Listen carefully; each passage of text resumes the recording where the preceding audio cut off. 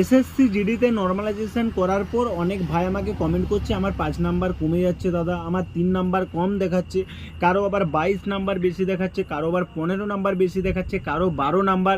এই বিষয়টা নিয়ে তোমাদের আমি সচেতন করে দিচ্ছি। বাট অনেকে হয়তো 90 নাম্বার আছে, অনেক ভাই আমাকে কমেন্ট করেছে, সে বলছে দাদা আমার 3 নাম্বার কম দেখাচ্ছে বাট আমার 2 নাম্বার বাড়ছে, এটা কি পারফেক্ট? এই নর্মালাইজেশনের উপর কিন্তু কেউ ভরসা করে বসে থেকো না।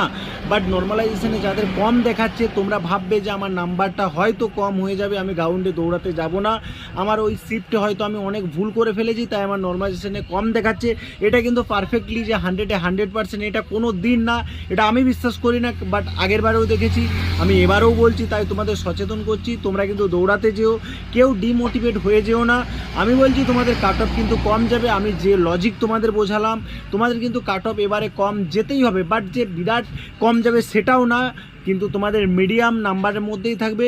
প্রত্যেকেই কিন্তু গ্রাউন্ডে দৌড়াতে যাও, তোমরা কিন্তু কেউ বসে থেকো না রেজাল্ট কবে দেবে, গ্রাউন্ডে ডেট দেবে তারপর দৌড়াতে যাবো, কাট অফ প্রচুর হাই যাবে, এটাও কিন্তু ব্যাপার নয়। তোমরা চ্যানেলের সাথে থেকো, চ্যানেলের পাশে থেকো, চ্যানেলটি সাবস্ক্রাইব করে রাখো। এসএসসি জিডির A to Z ইনফরমেশান আমি কিন্তু তোমাদের প্রতিনিয়ত সন্ধ্যে 7টায় ভিডিওর মাধ্যমে আনি, সপ্তাহে 3টে থেকে 4টে ভিডিও আনার আমি চেষ্টা করব।